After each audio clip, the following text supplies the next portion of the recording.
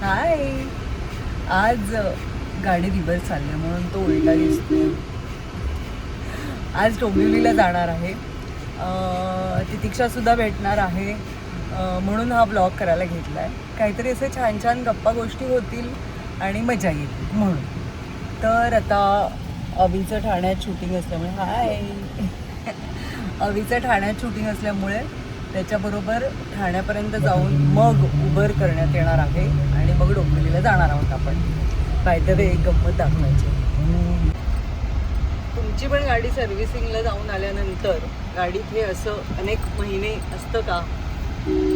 आणि जर नसेल तर मग त्याचं काय करता हे पण मला जरा सांगा. कारण आमची गाडी जेव्हा सर्व्हिसिंगला जाऊन येते आणि सगळे क्लच प्लेट्स वगैरे चेंज केल्या जातात, काही वर्षभराने असेल 6 महिन्याने असेल, तर त्याच्यानंतर हे असे जे जुन्या प्लेट्स असतात त्या अनेक दिवस अनेक महिने अशाच गाडीत असतात आणि मग त्यांचं काय करायचं हे आम्हाला कळत नसतं, म्हणजे त्याला कळत नसतं. त्यामुळे असं सगळं जपून ठेवलेलं असतं वर्षानुवर्ष. तर तुम्ही त्याचं काय करता मला सांगा जरा. मोगऱ्याचा गजरा. उन्हाळा सुरू झाला की हा मोगऱ्याचा गजरा असा कायम केसात असावा असं वाटतं.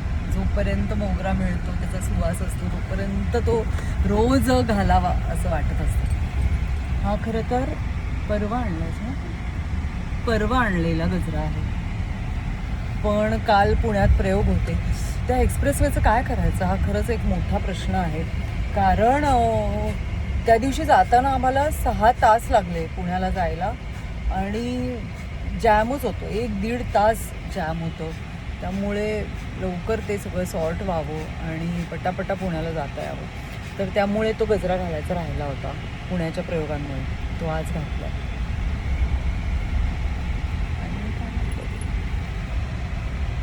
हे जे अनकंडिशनल अफेअर आहे, अनकंडिशनल लव्ह आहे ट्रॅफिकचं आपल्याप्रती, त्याचं काय करायचं? कारण हे कितीही सॉर्ट करा कमीच होत नाही आहे. सिग्नल चालू असू देत, सिग्नल बंद असू देत, ते बघा दोन्ही बाजूला जॅम. म्हणजे दाखवताना आपल्याला दाखवतात 29 मिनटं, पण ह्या स्पीडने मला वाटत नाही आपण तेव्हा पोहोचू. कसं करायचं? फायनली रस्ते मोकळे झालेत आणि आता आपल्याला 7 मिनटं दाखवत आहेत. आता मगाशी 29 मिनटं होती तेव्हा किती वाजले होते मी बघितलं नाही, पण लय ट्रॅफिक होतं मध्ये मध्ये. आता आपण 7 मिनिटात पोहोचू, मग तिकडनं उबर बुक करू. कारण प्री बुकिंगला डबल पैसे सांगत होते, त्यामुळे तिथे केलं नाही. केलं नाही आहे. आता तिथे जाऊन बुक करणार आणि मग डोंबिवलीचा प्रवास सुरू होणार. उबरवाल्यांनी सूड उगवला आहे. इथे अनेक गाड्या दिसत आहेत, क्लस्टर दिसत आहे, पण कोणीच ॲक्सेप्ट करत नाही कारण ते डोंबिवली आहे. बघूया. हे अवीच्या शूटिंगचं लोकेशन आहे, म्हणजे तारिणीचं. त्याची जी सिरियल चालू आहे तारिणी, त्याचं हे लोकेशन आहे. आतमध्ये आहे सगळं घर वगैरे. हे एक्सटिरियर आहे. अजून ॲक्सेप्ट केली नाही आहे राईड. ऑलमोस्ट 10 मिनटं झाली आहेत.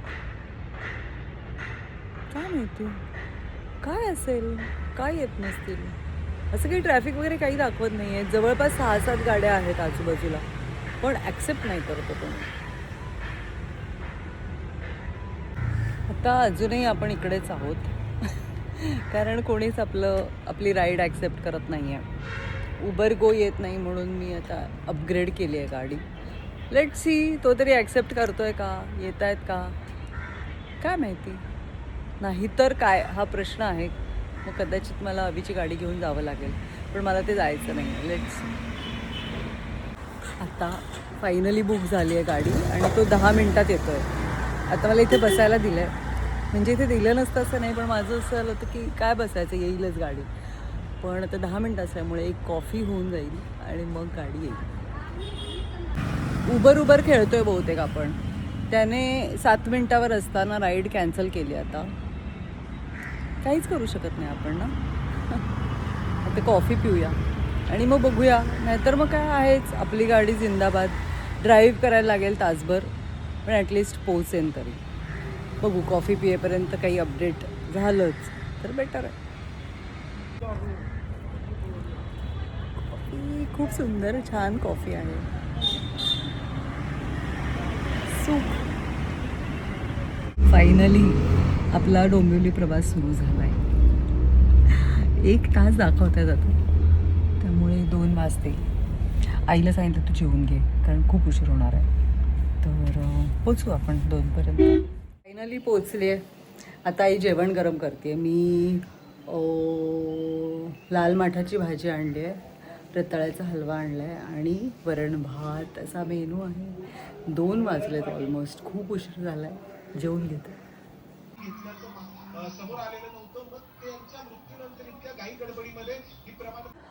तर खूप छान जेवण झालं आहे. गरम गरम आमटी भात, लाल माठाची भाजी, बेळगावचा कुंदा होता, त्याच्यानंतर रताळ्याचा हलवा साधनाताईंनी केला होता, तो दिला होता त्यांनी, आणि पावट्याची उसळ, जी मला खरं तर अजिबात आवडत नाही, पण आईने केलेली फारच कमाल झाली होती, त्यामुळे ती थोडीशी खाल्ली आहे. आता थोड्या वेळाने मला असं वाटतं की हक्काची झोप जी आहे ती येणार आहे. घरी झोपायला मिळत नाही वगैरे असं काहीच नाही, पण घरी असताना कशी आजूबाजूला आपल्याला काही ना काहीतरी कामं दिसत असतात. झाडांना पाणीच घालायचं आहे, हे कपडेच आवरायचे आहेत, अमुकच करायचं आहे, तमुकच करायचं आहे. इथे आल्यावर कसं या सगळ्याची काळजी घेणारी एक व्यक्ती आपल्या आजूबाजूला असते, हक्काची आई. त्यामुळे आपण इकडे आल्यावर असं एक मेंटलीच रिलॅक्स झालेलं असतो. तर आता कदाचित एक डुलकी होईल, बघूया.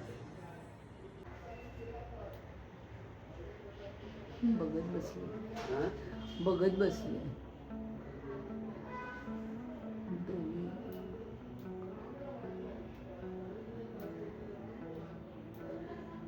चिमणी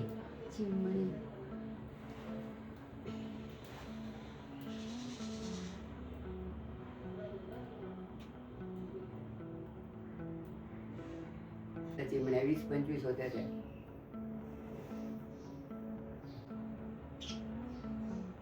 पुढची पिढी आहे त्याची. 3-4 महिन्याचं त्यांचं आयुष्य असतं म्हणे, माहित नाही मला.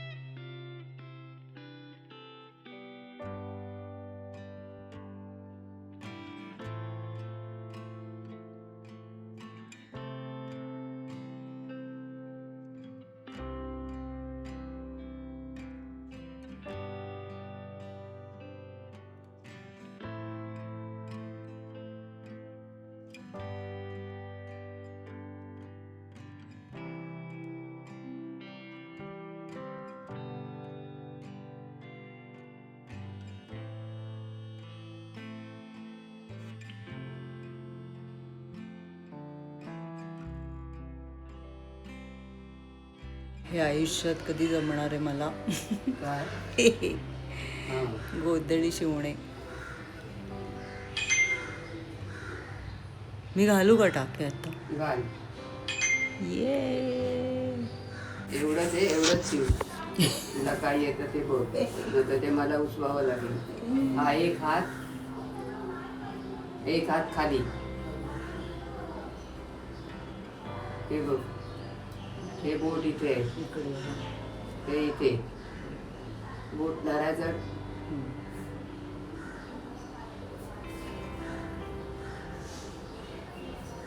बस इथे, बस.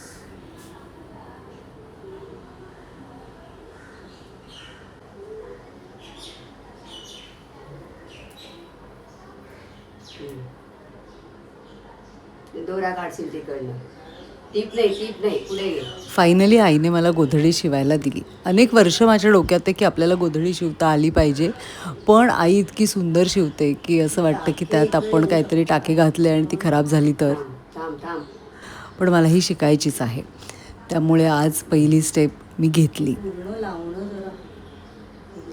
आईने खरं तर अशा अनेक गोष्टी मला लहानपणापासून शिकवल्या आहेत. म्हणजे अगदी मला आठवतं आहे की 3री-4थीत असताना कपडे वाळत कसे घालावेत हे सुद्धा तिने शिकवलं आहे. कारण ते वाटेल तसे वाळत घातलेले तिला आवडायचेच नाहीत, तिला अजूनही आवडत नाहीत. त्यामुळे जी काही थोडीफार शिस्त माझ्या आयुष्याला आहे ती आईमुळेच आहे.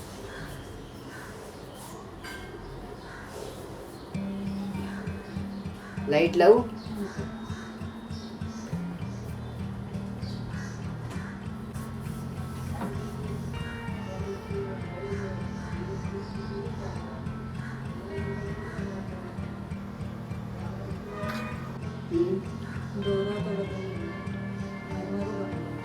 झाला संपलं पुढे इथपर्यंत यायचं. थांब.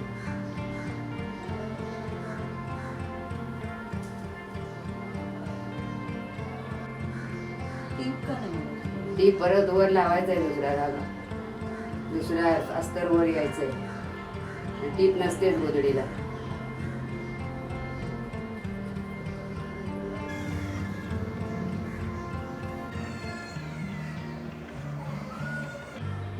झालं शेवटपर्यंत. टीप मारली ती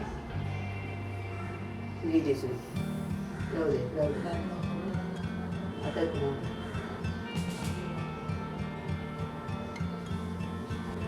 तशी नाही.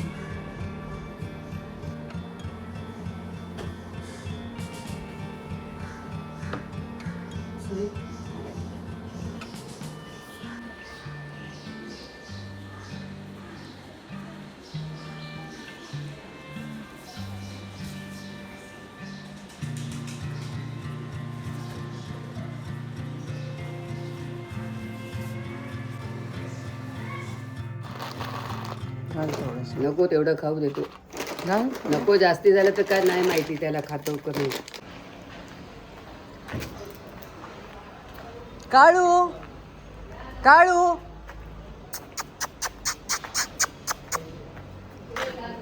ये इकडे. आत्ताच आलंय. खाऊ गेले. ये कुठे घालू? इकडे ये इकडे. खाऊ खायच्या हो ग माझे बाळ. अच्छी माझी गुंदा आली गुंदा. अच्छी माझी गुंदा. आवडतंय का तुला? का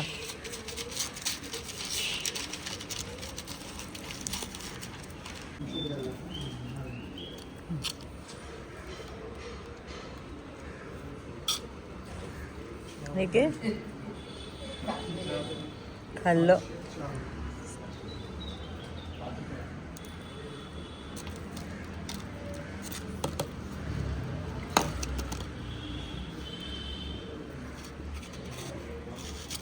चंपा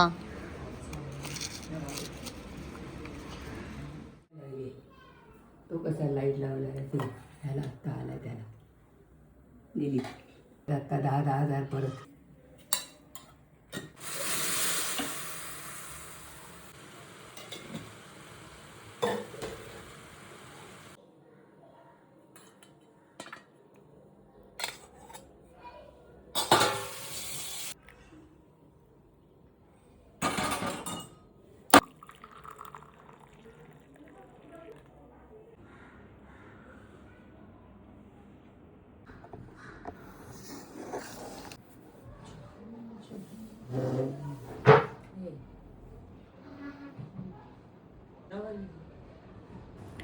दुपारच्या चहाबरोबर मला बिस्किट लागतंच.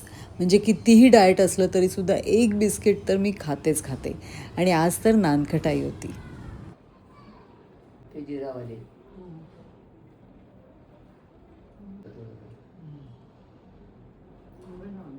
चहा झाला. हे म्हणजे कोलॅबचे नानकटाई आल्या होत्या मला, त्याचं शूट राहिलं होतं, तेही संपवलं. खूप छान आहे त्या नानकटाई. 3 प्रकारच्या आहेत. आज जायचं नाही, तिथेच थांब. पडलंय ना ते.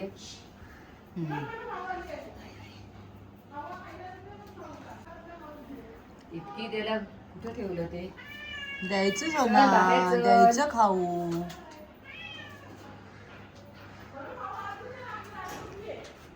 हे माऊचं खाऊ आलेलं आहे. चला चला चला बाहेर, चला बाहेर चला. चल. हो चे thread and Dumka, thread and Dumka, thread and डुमकाचे मेंबर खूप दमून ट्रेन मधून आमच्यासाठी कुठे गेले, खाऊ आणलेला आहे. आणि अहो पाऊच दाखवा आम्हाला. हे बघा पाऊच इकडनं आणलेले आहेत आम्ही गिफ्ट द्यायला तुम्हाला. केवळ असे गिफ्टचे पाऊच हे आमच्या मॅनेजरांनी. दाखवा ना तुम्ही खाऊ काय काय आणलं तोही दाखवा, नुसते पाऊच कशाला दाखवायचे. अगं बाई, oh my God, look at it. हे पाऊच आहे जे थ्रेड अँड टुमकासाठी आम्ही गिफ्ट देताना आता वापरणार आहोत. हे बघा सुंदर पाऊच. फक्त आमच्या ब्रँडचं नाव नसेल त्याच्यावर, पण खूप सुंदर आहेत. हो थँक्यू. हां हो थँक्यू. आणि गजरा ऑल टाइम फेवरेट. हां हां हां, मी म्हटलं ना सकाळी तुम्हाला, मोगरा आणि उन्हाळा हा एक हे जे कॉम्बिनेशन आहे, कमाल कॉम्बिनेशन आहे. सुंदर. केळी कच्ची आणले तर सुशील सर लपतायत आपल्यापासून. बाय. खाऊ अँड द पिशवीज, पाऊचेस आणि केळी सुशीलने चुकून काढली होती, ती मला दिसली म्हणून तो मला म्हणत होता की हवी आहेत का केळी, पण नको म्हटल्यावर लगेच त्याने ती बांधून स्वतःसाठी घेतलेली आहेत. काय म्हणताय जोशी? हां खरं आहे ना? निघताना पण ओलाच केली होती आणि निघाले होते. खरं तर मला खूप काही सांगायचं होतं तुम्हाला, पण गाडीत गाणी चालू होती आणि कॉपीराईटचा प्रश्न येतो, त्यामुळे मी गप्प बसले होते. हाय, आवाज बघा, ऐका. खूप सुंदर, किती सुंदर, सुमधूर असा आवाज. डोंबिवलीच्या 2 माहेरवाशिणी आता सासरी निघाल्या. पुन्हा ऐका. आता बाय. हाय. तर फायनली मी पोहोचले घरी आणि खूप ट्रॅफिक होतं, खूप. तितिक्षा बरोबर निघाले, मग तिकडनं गोरेगावला उतरून मग माझ्या इथपर्यंत पोहोचले, पण खूप ट्रॅफिक, ऑलमोस्ट 2 तास गेले. पण मजा आली, छान गेला दिवस. थांबते, भेटत राहूया. तोपर्यंत stay fit, stay healthy, be happy and be consistent. Bye.